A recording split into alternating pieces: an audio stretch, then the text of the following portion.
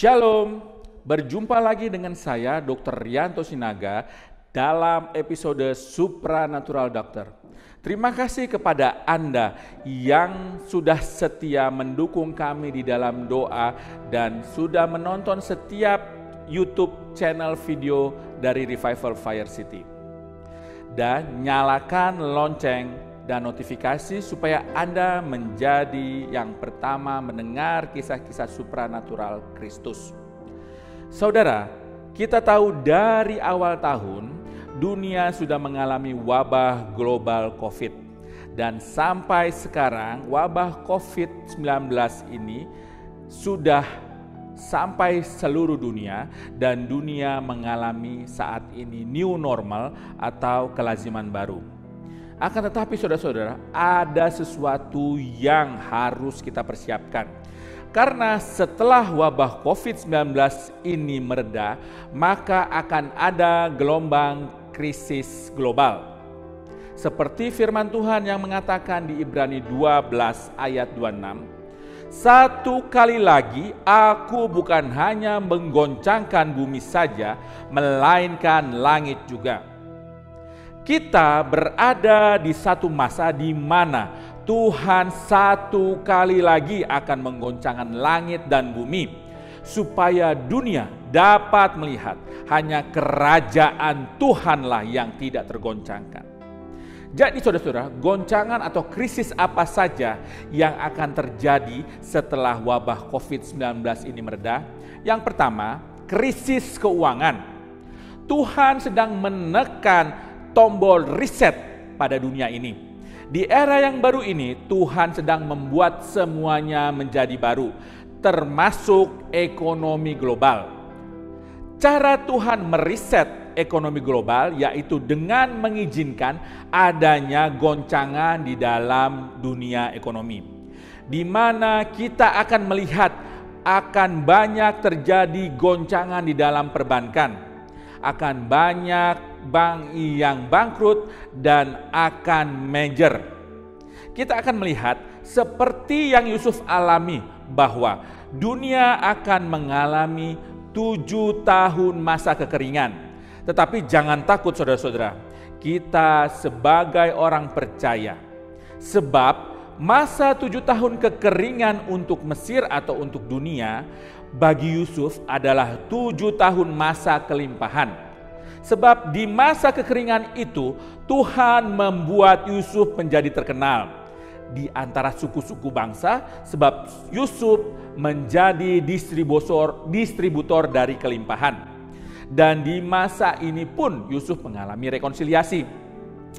Dan saya melihat setelah wabah COVID ini akan banyak perusahaan-perusahaan raksasa yang gulung tikar. Dan akan banyak komoditi-komoditi utama yang menjadi lesu, khususnya Dow Jones. Tetapi di tengah krisis itu akan bangkit banyak perusahaan-perusahaan baru yang memakai inovasi-inovasi baru. Karena itu, kita harus minta Tuhan supaya pengurapan Yusuf ini turun atas kita. Tuhan curahkan pengurapan Yusuf atas kita. Agar di tengah krisis keuangan ini, Tuhan mengangkat kita untuk jadi tangannya yang akan mendistribusikan kelimpahan untuk bangsa-bangsa. Dan yang kedua, yaitu krisis identitas. Yang perlu kita waspadai selanjutnya setelah chaos akan terjadi, selalu akan dimulai juga krisis identitas. Seperti ketika orang Israel setelah mengalami chaos atau kekacauan, maka mereka menjadi lupa akan identitasnya sebagai umat pilihan Tuhan sendiri. Dan mereka kemudian mulai mengikuti gaya hidup bangsa lain. Ketika Musa naik ke Gunung Sinai untuk mendapatkan Torah, saat itu karena terlalu lama lockdown atau menanti, maka bangsa Israel mulai meniru bangsa Kanaan dengan membuat Allah bagi mereka, yaitu anak lembu emas. Jika kita perhatikan di sini, maka setiap chaos akan ada krisis susulan, yaitu krisis identitas. Parahnya, saat orang kehilangan identitas, maka dia juga kehilangan otoritas. Oleh karena itu, kita harus pada hari-hari ini memikirkan selalu firman Tuhan agar kita berakar dengan pewahyuan siapa kita di dalam Kristus, sehingga kita tahu dan kita menghidupi identitas kita yang sejati di dalam Tuhan. Yang ketiga adalah krisis iman. Dan yang lebih parah akan terjadi setelah hari-hari ini, yaitu orang-orang akan kehilangan harapan dan imannya kepada Tuhan. Kekecewaan membuat mereka pahit, sehingga nantinya golongan-golongan ini yang akan masuk kepada krisis iman. Seperti yang dialami oleh orang lumpuh di Siloam. Saat Yesua datang padanya dan bertanya, "Maukah engkau sembuh?" Maka jawaban yang ada dari orang ini adalah sebuah keluhan. Karena orang itu sudah terlalu lama untuk menanti sehingga dia menjadi krisis iman, bukan hanya pada orang lumpuh yang di Siloam, saudara-saudara, tetapi juga pada Zakaria. Ya, Zakaria adalah seorang imam. Ketika malaikat mendatangi dia, memberitahukan tentang kelahiran putranya, yaitu Yohanes Pembaptis, Zakaria tidak percaya sampai Tuhan harus membuat dia menjadi bisu. Saudara-saudara, penantian dan kekecewaan dapat membuat kita kehilangan iman kita, kebas. Jangan sampai karena pandemik ini kita menjadi bosan dengan firman Tuhan sehingga kita kehilangan iman akan janji-janji Tuhan. Malahan saudara-saudara, hari-hari ini teruslah kita baca dan renungkan firman Tuhan. Sebab pendengaran akan firman menimbulkan iman, dan imanlah yang membuat keajaiban. Yang keempat saudara-saudara, adalah krisis pangan. Akan ada perubahan cuaca yang berskala besar, dan ini yang menyebabkan kekeringan atau gagal panen. Sehingga terjadilah nubuatan yang ada pada kitab Wahyu, secupak gandum sedinar. Kita akan melihat hal ini terjadi.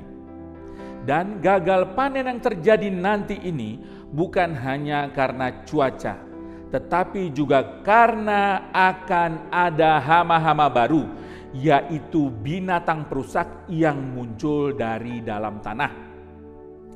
Kita harus berdoa saudara-saudara, supaya kita dijauhkan daripada bencana pangan ini. Sebab Tuhan berjanji, barang siapa hidup di dalam Tuhan, maka kita akan hidup dan kita hidup di dalam kelimpahan. Yang kelima adalah krisis sosial. Akan ada perpecahan, teror, dan pedang akan muncul setelah pandemik ini berakhir.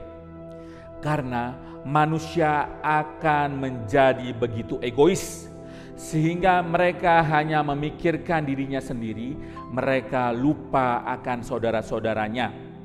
Manusia jadi begitu mudah tersulut emosi dan mudah terjadi perpecahan serta kerusuhan.